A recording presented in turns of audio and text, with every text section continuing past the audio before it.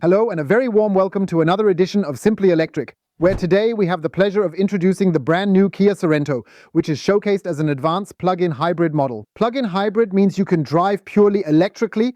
Plug-in hybrid also means you can drive in hybrid mode, so electric power plus combustion power. Or naturally, if by chance the battery ever runs out, you can also comfortably travel long distances using only the combustion engine. All of that packed into a Kia Sorento electric SUV, where you'll of course have plenty of space. You can choose to get it as a 5-seater, a 6-seater, or like we did with the 7-seat option. Let's thoroughly examine just how roomy and spacious it is in that third row of seats, and also explore how much luggage you might practically be able to take along with you. Before we get started with the Kia Sorento plug-in hybrid, please check once more if you're part of the einfach electric community. If not, we'd love your support with a subscription. And then you won't miss such videos in the future. Now let's get started with the Kia Sorento plug-in hybrid. And as always, we start from the outside, start from the front, and take a look at the front section. And when we look at the front section, Stefan, it reminds us a bit of a purely electric version, doesn't it? Yes, of course. Specifically, the Kia EV9. So if you're in the market for an entirely electric SUV like this one, feel free to take a look. In the video description, I'll be sure to include a link for the Kia EV9, which boasts a similar front design, although where the grille is here, you'll find it completely closed. However, you essentially have, right here, the daytime running lights in a rather very nice boomerang shape.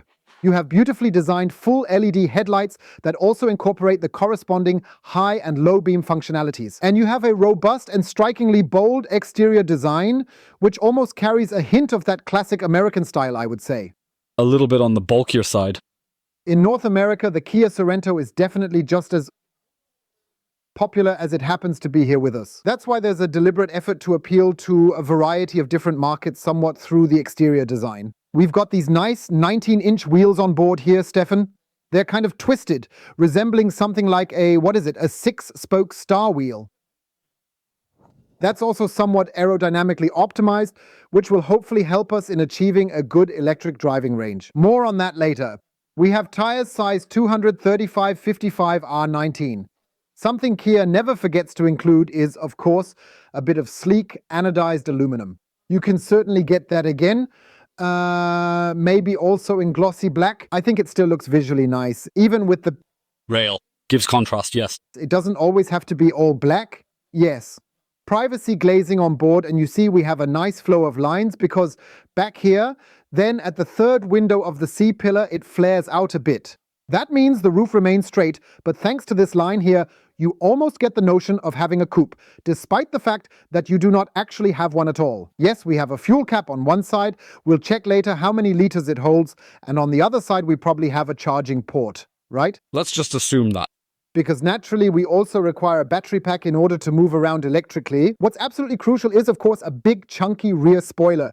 And just above that, there's a truly horrendous shark-themed design game happening. They've got whacking colors this time. Oh, I don't know, Kia. Man, you can integrate that into the body, the side mirrors, and the windows nowadays. That roof bump isn't necessary, is it? No, not really. What they've done really well at Kia is, check it out, down here the rear wiper is cleverly integrated into the rear spoiler, which ensures that he has a beautifully clean and clear line at the back, so there's no awkward windshield wiper additionally sticking out or mounted on it. That always looks dumb anyway. And of course, it's friendly in the car wash because dirt and the brush don't get stuck somewhere. Exactly, there's a real highlight here where I definitely need your help. Take a look, here's a camera, and I would absolutely love to know from every one of you what this is for. Please go ahead and write in the comments if you know what it is. Naturally, I will later. In the video, it's resolved. Yes, this boomerang design is also very, very nicely reflected in the LED tail lights. I believe it looks quite stylish too. And if we have some Elixir aluminum accenting the exterior, then I'd suggest it absolutely shouldn't be missing down here on the rear bumper either. I have to say, that's quite a successful performance, isn't it? It's nice. That's genuinely a powerful and also masculine SUV, wouldn't you say? Definitely. Let's discuss the dimensions. The Kia Sorento measures 4.81 meters in length and 1.90 meters in width, not including the side mirrors. This means that he will likely go beyond 2 meters and 10 centimeters, and his height measures approximately 1 meter and 69 centimeters. For comparison, my height is 1.85 meters. The wheelbase should be 2.88 meters, and the tank capacity is presumably somewhere between 60 and 70 liters. 70 liters. I haven't found any information on it offhand. I think the Santa Fe has 67 liters, so it's probably going to be in a similar size range. Certainly, we want to take a look under the front hood, and I'll bring you along for that. Now, let's have a discussion about the system performance. Here we have 187 Kilowatt, 253 PS. Let's take a look at how that comes together now. We open the hood, nicely done as it should be with premium hood lifters. We have proper insulation here, and we have a 1.6 liter 4-cylinder turbocharged gasoline engine with 118 kilowatts, 160 horsepower, and 265 newton meters of torque. Now you're rightly saying, well, that doesn't add up to 253 horsepower. You're absolutely right about that. Since we have the engine, then we add in the transmission, which is a 6-speed, and in between we integrate an electric motor with a power output of 98 horsepower. This combination ultimately results in a total system output of 253 horsepower and develops an impressive 367 newton meters of torque. The electric motor alone has 304 newton meters. The gasoline engine provides 265 newton meters, so there's plenty of power available. Yes, because we have an empty weight of well over 2 tons here, and of course that needs to be moved as well. Let's have a good listen to what the hood on the Sorento actually sounds like, shall we? Counting down. 3, 2, 1, let's go. All right then. And the sharp and observant viewers among you might say, well, what precisely do you require for a fully functional electric motor? Exactly. It is said to have this battery located in the rear area with a capacity of 13.8 kilowatt hours. I must say, I'm honestly not really all that impressed by this. Why? Because it could possibly allow us to reach about 54 kilometers of electric range. If we make a comparison with the other derivatives that are available now, for example, such as the VW Tigane and various other options, or even the Great Wall Motors V05, V05. The latest ones on the market all have 25 kilowatt hours and the weigh even 39. This is regarded as the basic one. Exactly, and they also have an electric range that's significantly higher. Not 54 kilometers, but rather 100 or even 140 kilometers, regardless of the vehicle size, because we are in a certain price range. Our test model is at a good 65,000 euros, and for that, I can naturally also get a fully equipped Way Aero 5. Most certainly. Yes, that's correct. It's charged back here on the right side using the AC connection at a power level of 3.6 kilowatts. Not 11 kilowatt 3-phase? No, and that's something I have to critique a bit, dear Kia friends. You are known for good electric cars like Niro EV, EV6, EV9. You charge everywhere 3-phase 11 kilowatts. Why not with the plug-in? Then the car would be fully charged in 90 minutes.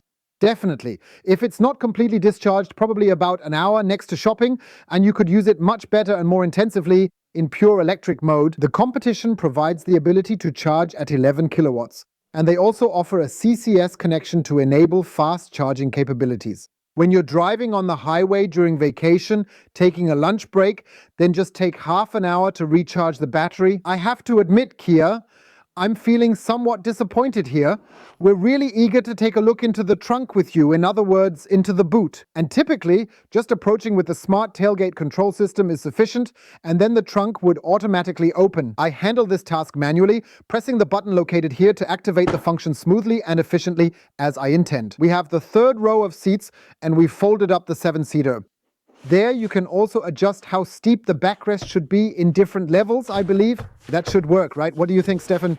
Yes? It most definitely should work well. No, there's just a single level. Yes, there's just one level. Because in the Santa Fe, there happen to be more levels. More steps there. I'd estimate we have about 260 to 300 liters here. Unfortunately, I didn't find an exact number. You have the opportunity here to conveniently fold down the third row of seats forward by utilizing the handy pull strap provided. And then that's supposed to be 627 liters of storage volume, which is really very, very decent and practical. It also ensures that you can take along corresponding items without any issues for various trips. Yeah, what we want to check out is when we fold down the second row of seats. We could do that 60 to 40. I'm missing some kind of pass-through option. Yes, that would be good for a long object. or the skis during the winter season. And then you'll notice that the total loading volume expands to around 2,000 liters. So you've got plenty of space here, right? Tidy. You can fit things in here. And what I just find awesome is that we have these two buttons here. But that's not electric at all. It's purely spring-loaded, which is exactly why you can't push it back here. So it means manually repeated. Absolutely. So considering that, I believe it's quite a solid story. We'll go ahead and fold this back up neatly and properly. Now we would like to explore with you what other potential possibilities we have on hand here, since whatever opens electrically, Auto shuts. that's precisely how it ought to be. And it indeed functions that way because we have a lovely roof rail. On this rail, we should be able to easily mount a roof rack Outstanding. and probably get 75 to 100 kilos of roof load. Feel free to write in the comments if you know exactly. I found several pieces of information and I don't want to tell you anything wrong. Yes, with the plug-in hybrid, you also get a corresponding trailer hitch. This tow bar puts you in the position to tow up to 1.5 tons with the plug-in hybrid vehicle, which, in my opinion, is quite acceptable and should meet most needs. It's fine. Yes. And then there's also a gasoline and a diesel variant. For the Sorento, the diesel variant can, for example, tow 2.5 tons. That's actually an additional full ton more than before, indeed. And I would have actually wished for that with the all-wheel drive plug-in hybrid here. Why? Because I think you also like to haul horses, because you like to tow a larger trailer, because maybe you like to tow the speedboat. Naturally, around 1.5 tons tend to end up situated right in the space between fish and meat. Yeah. Feel free to write in the comments what you think about the towing capacity. We've shown you everything outside. Let's move inside. We'll start with the window check. We have double glazing installed here, which consists of 2 glass panes connected with a film between them, and they are designed to reduce indoor noise coming from outside. We'll be checking that with you at a later time. Yes, we're conducting the material check right here on the door panel. This is plastic, but nicely padded, beautifully grained, looks very high quality. Then here we have the artificial leather department. Looks nice too, nicely thickly padded. I really like it here with the handle. It also features a small shelf. What is it that you always say? What? No, fries counter. Fries counter, fries holder here. French fry holder, yes, exactly. Then we have memory seats in the corresponding configuration here. Window lifter, mirror adjustment, and then down here we have somewhat harder plastic with, well, in my opinion, a relatively narrow storage compartment. I would have liked it a bit wider, where you might also fit in a half-liter bottle. But here too, something seems to be missing. Plastic, carpet, something. You know, that's even present in the Kia EV6. Yeah, already here. Honestly, that's a bit disappointing. Let's check out the car's interior. A warm welcome to the interior. And first, let's uncover the mystery with the camera. A lot of you got it right. It's actually a digital rear-view mirror system. This functionality allows you to toggle between the traditional analog view and the more advanced digital view.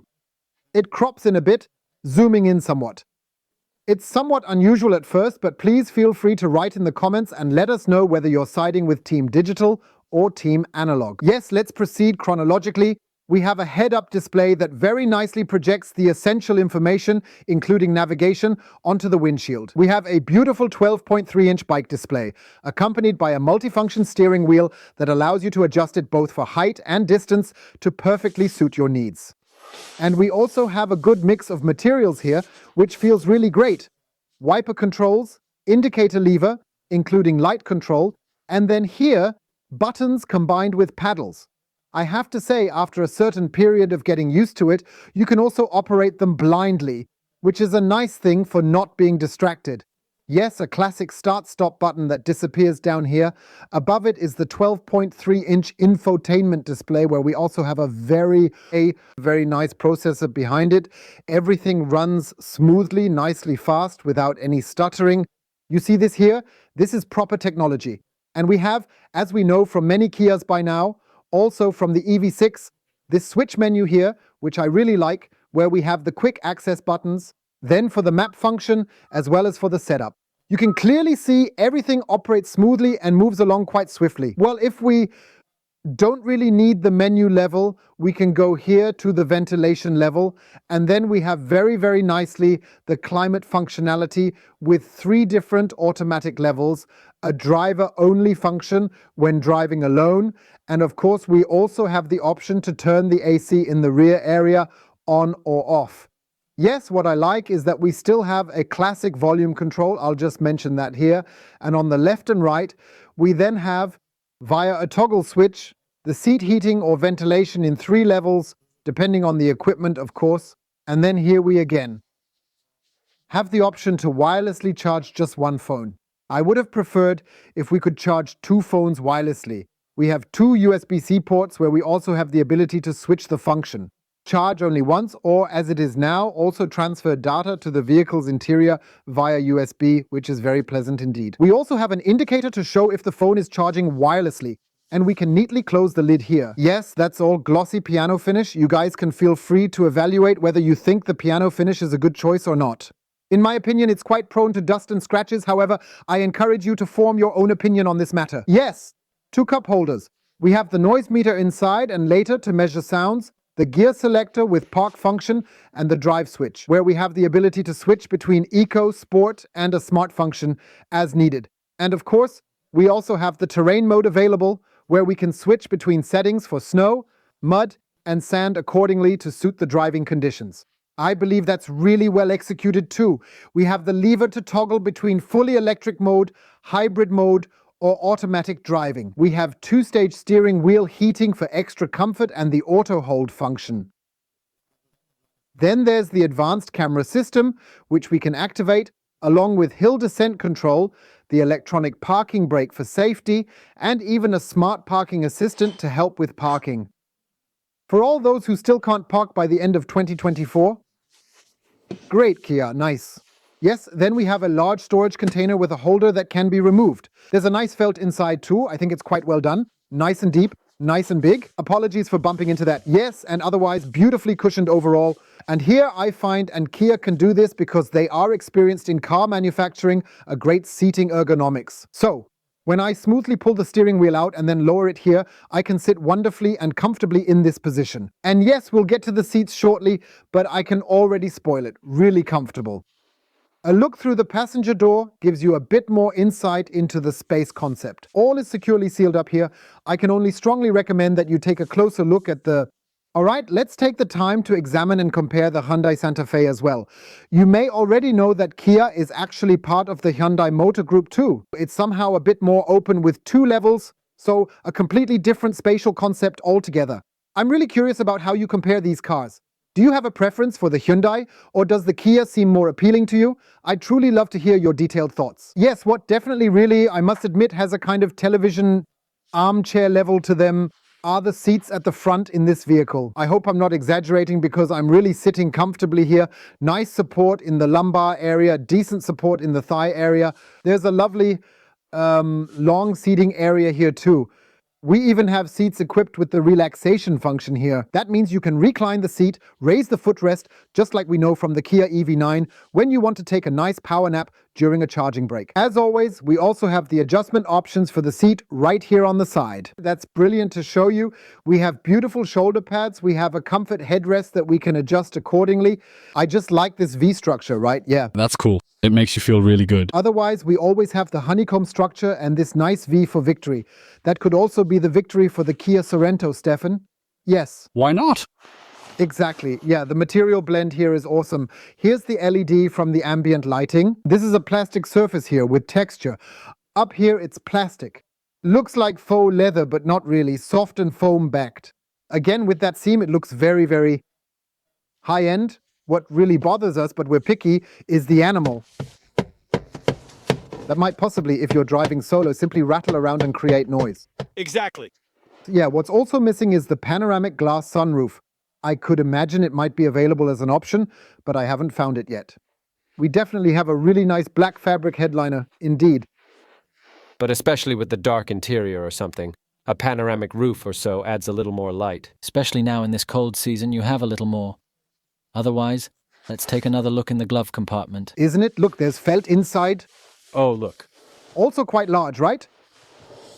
Yes, so this grimy weather, huh? Somehow, I don't know, first the summer wasn't there, then it came, and then it's gone again, and now this autumn gloominess arrives, right? Yeah, there's always something. Here in Darmstadt, right? In Mecklenburg, it's sunny, 23 degrees, and perfect weather. Before we talk about whether OLLI at 185 centimeters and 99.9 kilograms can fit comfortably in the third row, I should first mention that I left a few items outside earlier. since I had the third row of seats folded up earlier. This is definitely another parcel shelf. And for this hat shelf, I'm somehow missing a compartment to transport it, Stefan. Yes. Or do you just toss those various things in the back? I don't know. Feel free to write it in the comments if you figured it out for yourself. Let's see if we can get into the third row here. KIA has nicely solved it with a little button. That's just like over here. Jens Weiss used to fly back then on the ski jump. Sure, had to be really careful. Let's see if I can slide in here just as smoothly. I'll start with a goose step here. Oops, oops, oops. This is truly very wonderful in here. I'm comfortably seated inside. But now, seriously, Stefan. Have a look. The second row of seats is definitely movable. I'm really quite sure of it. Yes, but I somehow feel like I have significantly less space here. I can spoil that compared to the Hyundai Santa Fe. Yeah, that doesn't look so big either. And both in terms of headroom, because the roof slopes down a bit here, and also the feeling in this seat configuration. Yes. But what Kia does really well here is, look, we have a nice storage compartment. We have a vent here, and there's available climate control for the third seating row, plus a USB-C port for added comfort and convenience. Port! And all neatly encased in hard plastic. Absolutely. Yeah, nice. I'll step out again. All right, best of luck. Pretty elegant, huh? It was very elegant, but unfortunately, I forgot to record you crawling all over. Oh well. Let's see if I can elegantly manage to pull that off in the second row as well. I'll slip in here easily. It's a nice entry height, and now I'm comfortably seated inside. Really? How can one fall asleep so fast? Well, if you lean the backrest like this, Then, recline, eyes shut. this is really cool. Look, I can adjust it like this, recline into a comfy lounging position. It's awesome. Yeah, that's good. And look, I can also move the row of seats forward and backward here. Yes, that's truly great. It ensures taller folks like myself have ample space in the back. I have a nice armrest featuring 2 cup holders. Even though I would have liked it to be longer, and the cup holders could extend outward, since I frequently notice my elbow accidentally slipping into this area over time. Yes, otherwise we have an ISOFIX attachment here. Yes, driver passenger side, and also in the third row, which means 4 times. Yes, all 4 in total. 4 times child ISOFIX. We have a nicely designed air vent right here in the middle. Then also for the rear zone. Up front, there's another colleague, 12 volts. We have 2 more USB-Cs in the seats. N. At the back, 2 more USB-C ports, making 4 total. And what I really love is, of course, this curtain here.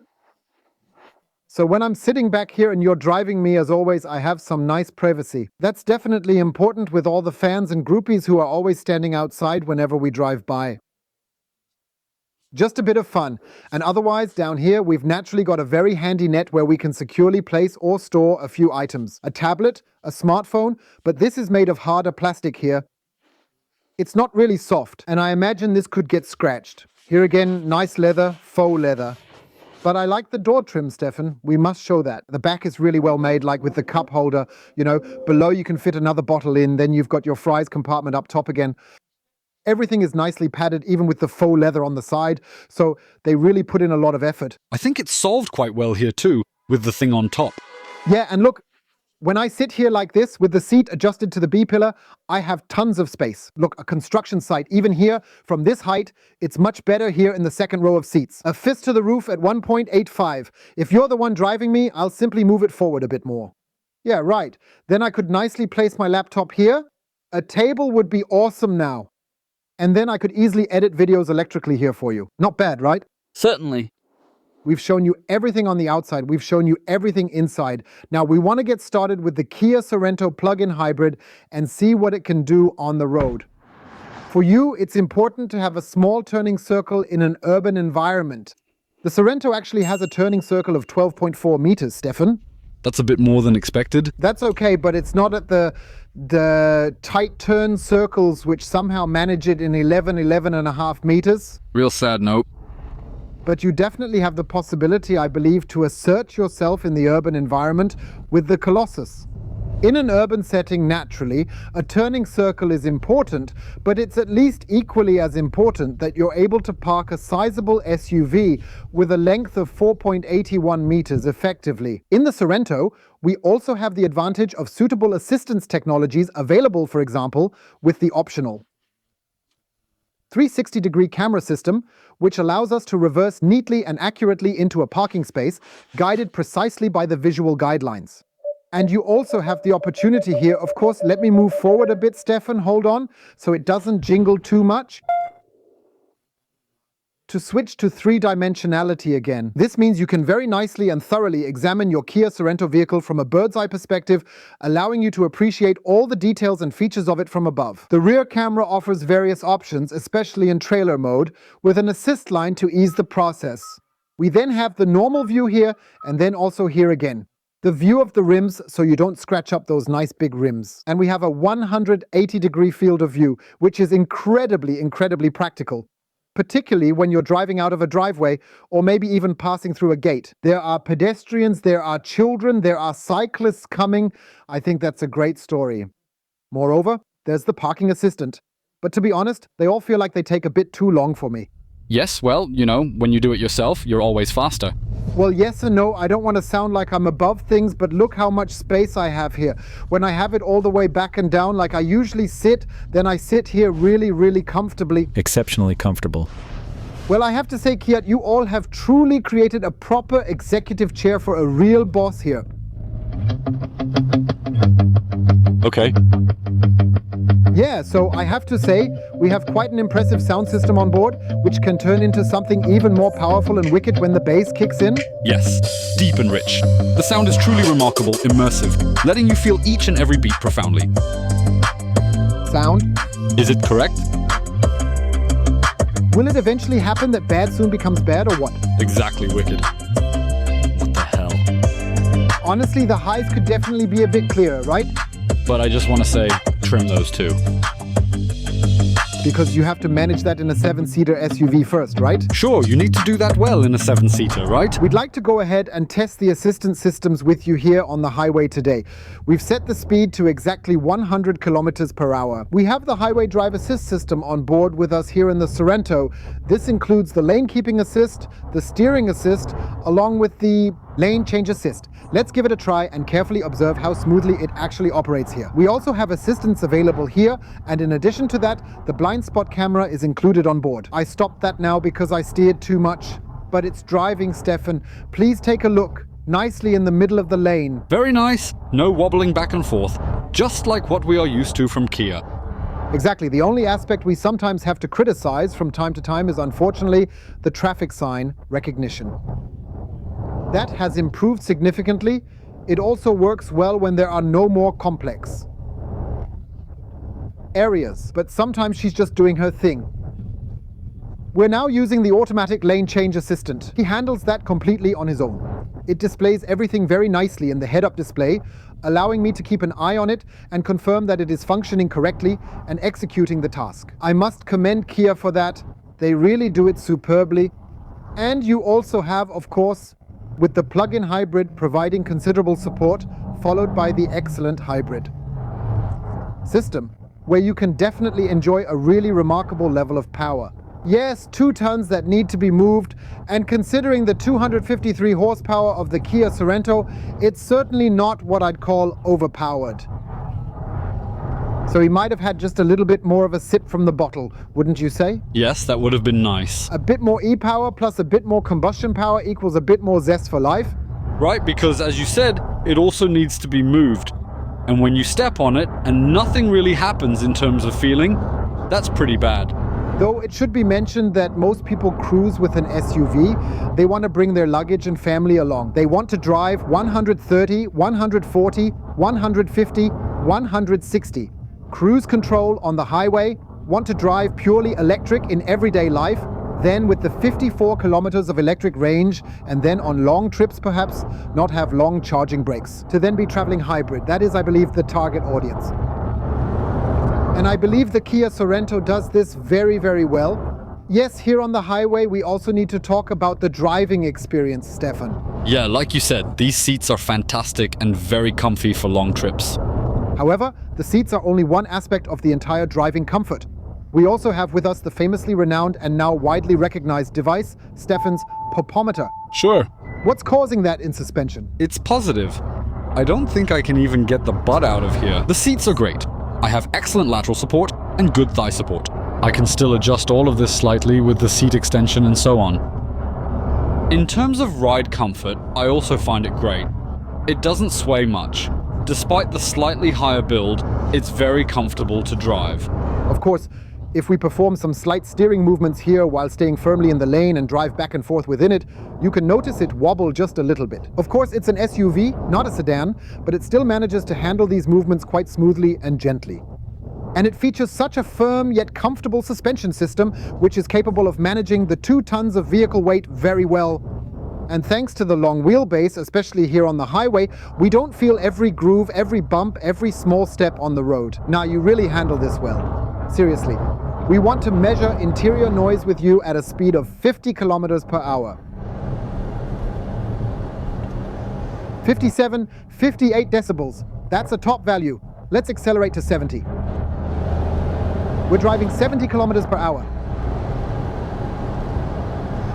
59, 60 decibels. That's also a great value. That's great. Yes, so it's extremely pleasantly and quietly quiet, most likely a bit due to having double glazing. We'll try to measure 100 kilometers per hour with you again later. We're driving 100 kilometers per hour. 64, 65 decibels is actually quite quiet. That's genuinely impressive, and I'm honestly quite thrilled. We typically only see this feature in purely electric vehicles, and then usually in a completely different and much higher price segment. Kia has truly done an excellent job in insulating this car and effectively shielding it from unwanted external noise. I've switched over to sports mode. Let's take a closer look at how the Kia Sorento performs when accelerating. Stefan, initiate the countdown. 3, 2, 1, go, and away it goes, propelling the massive 2 tons using its trusty combustion engine. 50, 70, 90, 100, no one behind, and we'll do the brake test. Look how it grips well on the wet road with ABS. Wow, 9,35 Sekunden. That's spot on the factory spec, Rando. That's really quite impressive indeed. And just like that, starting from a standstill with an almost empty electric battery on a wet and slippery road surface. I must say, shout the forest feather. Very good. The brakes still worked well, and you felt the ABS push you a bit, but all's good. Kia has genuinely outdone themselves yet again with the impressive Sorento vehicle model. You can see how beautifully it accelerates out of there. So especially when you switch from Eco, which I just did, to Sport, it really gets close to the pedal, moving quickly. While Eco is all about achieving optimal consumption, maintaining low consumption, you're cruising and being smooth, but when it comes to Sport, yeah, it's not really about the fun aspect then. Slowly but surely, let's move on to wrap up with the Kia Sorento of 2024 in its plug-in hybrid version. And I have to say, I'm impressed. I like the exterior design, although I would probably lean more towards the Kia EV9, fully electric. But for those not yet ready and still considering, they want to start with electromobility via a plug-in hybrid and want assurance of driving long distances with the combustion engine. I think that creates an intriguing middle ground. Yeah, so I wish it had a bit more battery life. Yes, Stefan's spot on. 13.8 kilowatt hours KIA, man, again. Doubling it might have honestly been an incredibly smart idea. 25, then he manages 80 to 100 electric kilometers. And ideally, charge with 3-phase 11 kilowatts so that you can quickly charge the larger battery in 2 to 2.5 hours, or even the supposedly slightly smaller battery in just over an hour. So that would be, I think, an optimization plus perhaps a CCS, allowing you to take advantage of travel breaks like when you have a lunch, a coffee break, or even an evening snack. So you have the ability to recharge for half an hour to drive more effectively in hybrid mode on longer road trips. I believe that's a good approach, the fact that the new plug-in hybrids from numerous manufacturers also include CCS. Yeah, otherwise, visually it looks good on the outside, just gives a stable, nice, strong and sturdy impression. Inside, typical Kia quality, smart and cleanly executed, ergonomically top-notch. Seats are great, in the front as well as in the second row. The third row, as I told you, is just a bit tight for my grace with 99.9 kilos and 1.85 meters. Maybe it's meant for you too. Otherwise, the space conditions you have are generally rather satisfactory, actually. Absolutely, and what's great is that if you don't actually need the third row, you get a huge trunk with over 600 liters of space. This could really influence the purchasing decision for such a large SUV for many of you. Yes, prices are naturally, which I find to be quite reasonable, around the mid-60 range for the plug-in hybrid with excellent features. Nevertheless, some brands potentially provide comparable options at even more affordable costs. Toyota RAV4, for example, but with Kia, you also get premium. You get the 7-year Kia warranty up to 150,000 kilometers. You're also driving a very recognized, reputable brand now. I think you have to acknowledge it too. In my view, Kia has notably strengthened its position as a Korean brand here, maintains a broad dealer network and has conveniently located workshops nearby. Considering all that is definitely necessary, wouldn't you think? Yes. So feel free to share your thoughts in the comments. In the end, we know the leasing and financing conditions decide because most of you aren't buying anymore. But nowadays, lease, finance, or maybe even with Kia Flex, perhaps a subscription. Not sure if the Sorento is on a subscription model. It's true, right? That's new with Kia now, the subscription plan. Simply have a little look around. I also find it cool because you have everything compact in one rate, right? Okay. And with that, we've reached the conclusion of today's video. I sincerely hope you found it enjoyable. Please give it a thumbs up and kindly double check to see if you're a part of the einfach elektrisch community. If not, we would appreciate it if you could support us with a subscription. That way, you won't miss the latest videos about electromobility and plugins in the future. We're considering this. Thank you for watching, stay healthy, and we'll see you very soon. Yours, Ollie? Stefan? I find such an open grille is always a bit smoother compared to when it's closed like on the TV9, right? Yes. That definitely looks better too. I agree. I just find it cool, this signature, you know, with these full LED headlights, it's got something, right? That's fancy. Flashy cars can be found here. With running lights and all?